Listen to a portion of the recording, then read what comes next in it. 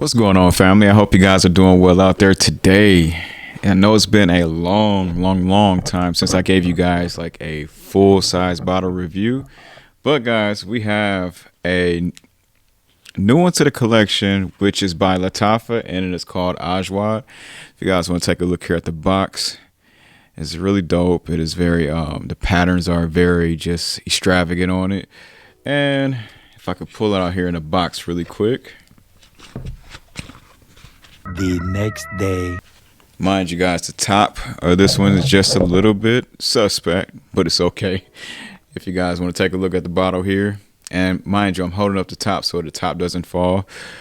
The top has like this little woody situation here going on, and guys, you see the same pattern on a bottle as you do with the box. So it's a really cool bottle, but it is cheap when it comes to the top, but it's okay. Funny backstory on this one, guys. My wife had originally purchased this bottle, but she hated that the way that this smelled and projected off of her. So she gave it to your guy. And, you know, lucky me, this one actually really projected off my skin pretty nicely. So she did give me the bottle. And guys, there is no take backs. So wifey, if you listen to this, no take backs. This is my bottle now. I am keeping it. This is why I always say, guys, too, is skin chemistry plays a role in everything. So what may smell good on me may not smell good on the next person. So, guys, it's always good to get samples, or if you are going to take a chance, take a cheap one like this one. And I think you guys will find yourself a lot more happier with your fragrance purchases. But nonetheless, let me go ahead and first and foremost introduce myself. If you guys are here for the first time, my name is Mills, and you guys are watching the Fragrantly Locked YouTube channel. So a big, huge, warm welcome, and thank you guys for stopping by. And to all of the family that has returned, thank you guys so much for locking back in. You guys are truly appreciated. I always am going to tell you guys that I always appreciate you. So thank you guys so much for, you know, locking back in. We're always going to continue to make this community of what it is. So for all of my guys out there, quick spoiler, if you're not into these softer floral quote unquote feminine fragrances out there, guys, then this one is not going to be for you. But if you're secure in the fragrances that you rock, and if you are confident when you rock fragrances more so on the softer side, then I think you'll find one that is going to be a awesome one to have inside of your arsenal, and that is for cheap. You really do get like this very sweet, to me, I get a lot of grape that bounces off my skin. I don't know why, but I get a lot of grape, and I don't come across too many different grape fragrances, but I really catch a strong grape note.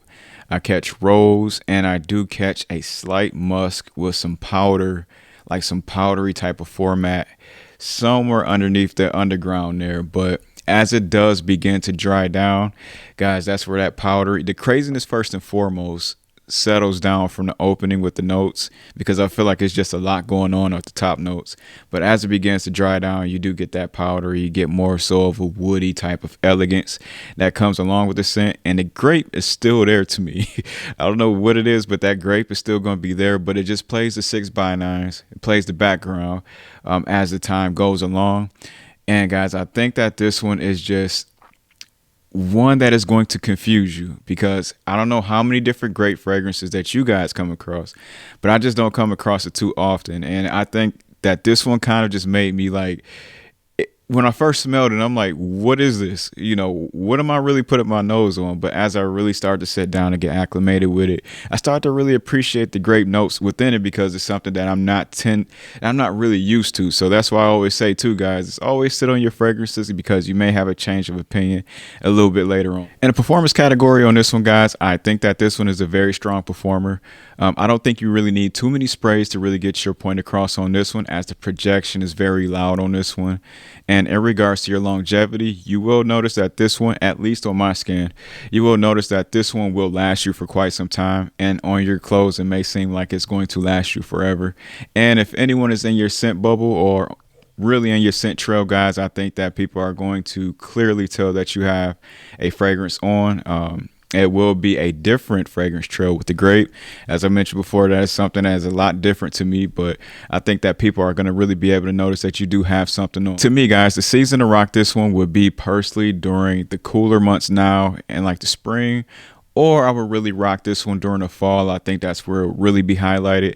Summertime, I would really stay away from this one, like during high heat temperature situations, because I think, as I mentioned before, guys, this is a very, very loud projector. So I would personally stay away from that because it could be a little offensive if you guys overspray, and people may take it that if you did only do a few sprays that you may be, trying to choke them out a little bit. So yeah, I would really stick to the spring and the fall on this one, especially if you're in like Michigan. But if you're in like the warmer areas of the United States or just in the world in general, guys, I would pick a cooler night to really rock this one and just rock out with it. If I could really just pinpoint some words to kind of like describe this fragrance in general, I would say it's different, fruity, playful, odd, and I think I say odd because of the grape, right?